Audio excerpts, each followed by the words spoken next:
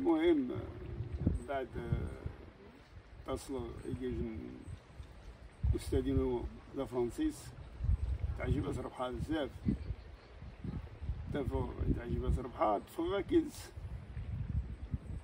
إذا تعلم غاكيدس يوفاي تعلم ضويا نتاح نيما يسرمان تشكوبيتا من بعد ومغاني نيما نقترح بأنه أنصغج غربوط مزيان أساس نجمع السياحة الترج هذا غربون والمهم نحن صرت نجي غربوط قانا سيزابيليتا مديش غاني في عام 1970 واو نسخة غربوط نشرو غاشيد عايشين بزاف الناس وما أحمد أدرى شويت نسخيت 5000 درهم ثاني يما الزايس يوضون بدو كومو أستاذ نينو فرانسيس السن المدير نيلو تاع محمد الخامس الناس تلقى غاجو غربو ما بداك نكرا الناس ما كان مشكل نشرى 600 فرنك شهر 600 فرنك شهر مدة 3 شهور رجال سلمان ديال الحسيمة ليش غايني سلمان غاتغطس تكسد ميرو مع الاسف روحو تجي شاي لو كان لا سلمان تاع كور شوي كاف مغاثن استاذني يلو دوز غاسينها الناس شوف اما اغربو اما نش الناس تالو شوا اوسي الباطو يوزدغاي اني معزة. Écoute, j'ai un problème avec ma femme, il faut qu'on vende le bateau. Monsieur, il s'appelle Monsieur Rémy. Monsieur Rémy, écoute, tu peux vendre ta part, mais pas la mienne. Moi, je reste dans ce bateau. Écoute, on a une très bonne affaire à faire. Moi, j'ai pas d'argent pour le moment. Le bateau, je l'achète. Et tu vas rester toujours. On a le bateau, tu peux pêcher quand tu veux. On s'est mis d'accord. J'ai repris le bateau Isabelita. Je travaillais avec. J'ai loué au club Méditerranée pour faire de la plongée sous-marine. J'ai commencé en 72, exactement. Et on a vendu le Mérou à 2 dirhams le kilo. Dans ce temps-là, c'était, oh là là, on a fait une très bonne affaire, à 2 dirhams. Bref, après, quand il y a eu la construction du complexe balnéaire de Quemado, j'ai demandé de travailler la saison d'été. Il y avait un certain animateur et sportif qui gérait la plage qui s'appelait Claude. J'ai travaillé avec, il m'a vu que j'étais capable, il m'a dit écoute Boisa, quand je vais partir, je vais te laisser ma place. Effectivement, quand il est parti, il m'a cédé sa place. Je travaillais en ce moment à 200 dirhams par mois. 200 dirhams par semaine, pardon. J'ai attaqué, je faisais du sport, j'ai commencé à apprendre le ski nautique, tout ça, donc la pêche, tout ce qui concerne l'animation aquatique.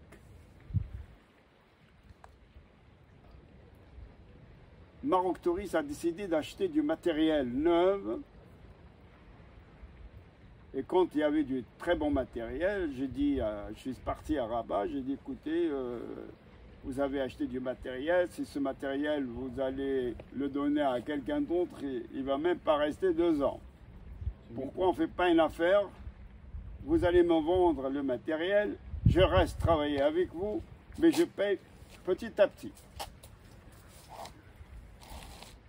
Bon, ils ont vu le travail que je faisais, ils se sont réunis ensemble, ils ont dit bon, d'accord Boisa, on va te donner la gestion de la plage. Mais il faut que tu nous rembourses en 2 ans. Effectivement, c'était un peu difficile. Je travaillais le matin à la plage. Le soir, j'allais faire la pêche sous-marine pour économiser un peu l'argent pour pouvoir payer les crédits que j'avais. C'est comme ça que c'est parti mon histoire dans ce sport. J'ai aimé beaucoup. Parce que vous savez, quand on travaille avec des étrangers, c'est une culture. On apprend beaucoup de choses. On a appris des langues, on a appris comment ils travaillaient les gens. Et après la fin de la saison, j'ai décidé pour apprendre en même temps pour voyager. Et bien la première, j'avais un frère qui était sur la Côte d'Azur qui s'appelait Amadi. Je suis parti là-bas. J'ai fait les montagnes, j'ai fait la neige. J'ai appris à faire un peu de ski de neige. Après, j'apprends. J'ai réussi quand même à faire moniteur de ski de neige aussi. Là, en France, je me suis dit, tiens, pourquoi je ne pars pas en Suisse? J'ai décidé de partir en Suisse l'hiver tout le temps, hein, parce que l'été, je reviens au Maroc. Je travaille. Je fais la Suisse, je fais l'Autriche, je fais l'Allemagne, mais pas pour le travail, c'est juste pour étudier les caractères des gens, parce que comme on a beaucoup de nationalités, il faut que j'aille dans chaque pays pour voir comment ils vivent, ces gens-là. Quelles sont leurs habitudes, surtout. Bah, dans chaque pays est différent que l'autre. Tu ne peux pas prendre un Suisse avec un Hollandais, tu vois. C'est différent. Un Espagnol, c'est un Espagnol. Il aime rigoler, il aime parler, mais en Suisse, il est strict. C'est vraiment différent, tu vois. Différents de caractère. Bon, j'ai continué à travailler dans ce complexe touristique d'Alesema pendant des années. J'ai commencé en 65. Tu es parti quand? C'est juste après la finition de Kemado. Tout de suite après, j'ai commencé à travailler avec.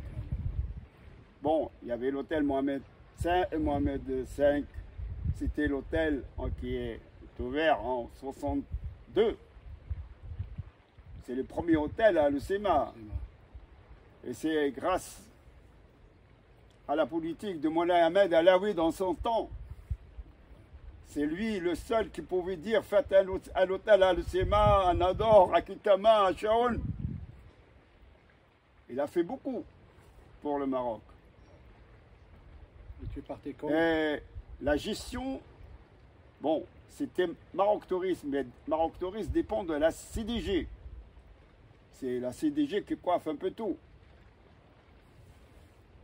Et tu es parti quand? Maroc Touriste, toujours, Maroc Touriste a débuté dans les années 62. Ouais. Maroc Touriste, si tu veux, franchement, je te parle sérieusement, c'est elle qui a fait de la promotion du tourisme au Maroc.